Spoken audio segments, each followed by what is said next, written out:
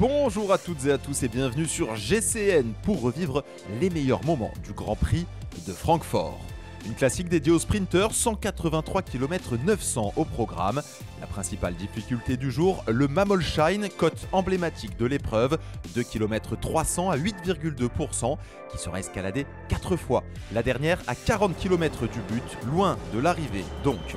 La course se terminera par 2 tours et demi d'un circuit technique dans le centre-ville, avec 9 virages à angle droit à négocier pour déboucher sur une belle ligne droite finale.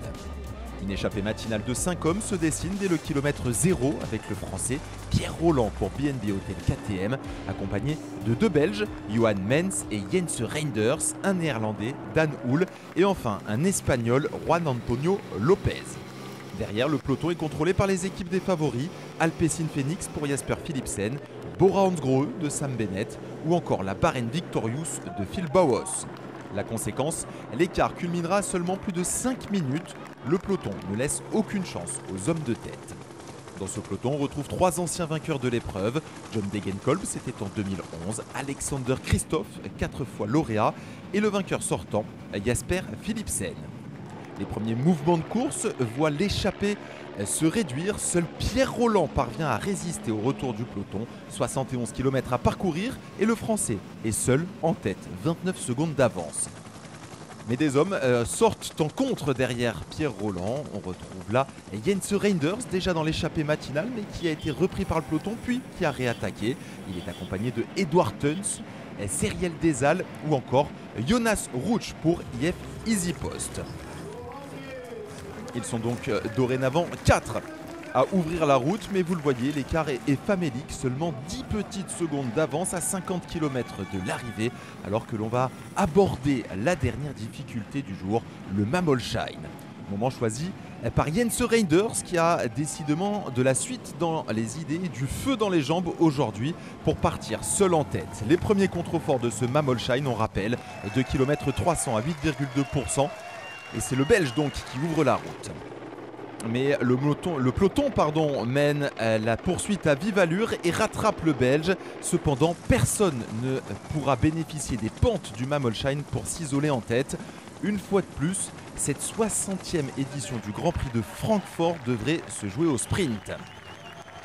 On arrive donc dans ce circuit final, le dernier tour avec les 9 derniers virages à angle droit à négocier. C'est une bagarre de placement qui se met en place. Les trains des différentes équipes pour amener chacun leur sprinter se mettent en place.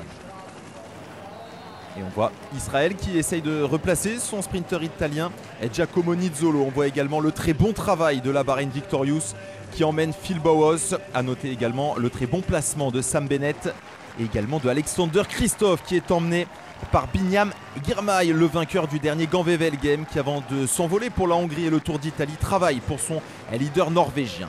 Le sprint avec l'excellent travail également de la Bahrain Victorious et surtout regardez de Danny Van Poppel qui va déposer Sam Bennett dans les derniers mètres. L'excellent travail de Poisson Pilote. Et Sam Bennett qui peut lancer son sprint dans des conditions idéales. Il est suivi par Gaviria et Kristoff. Mais finalement, l'Irlandais est le plus fort ici à Francfort et s'impose sa première victoire cette saison. Mais quel travail de Danny Van Poppel, coéquipier modèle qui a déposé Sam Bennett. Travail de sape de la Bora Hansgrohe toute la journée sur ce Grand Prix de Francfort. L'équipe allemande récompensée par la victoire de son sprinter. La deuxième place pour Fernando Gaviria qui a quitté le Tour de Romandie pour prendre part à cette classique. Et la troisième place pour Alexander Kristoff. La consécration pour Sam Bennett qui remporte donc sa première victoire sous ses nouvelles couleurs. Il aura fallu attendre le 1er mai. La deuxième place pour Gaviria, la troisième pour Kristoff. Le premier français, Lorenzo Manzin, entre dans le top 10. C'est la 57e victoire depuis le début de sa carrière pour Sam Bennett qui renoue avec le succès 359 jours après sa dernière victoire. Une journée parfaite pour la Bora Hansgrohe puisque Alexander Vlasov a remporté le contre-la-montre final et le classement général du Tour de Romandie. 1h30 plus tard, c'est Sam Bennett qui offre un nouveau succès en World Tour pour la Bora Hansgrohe.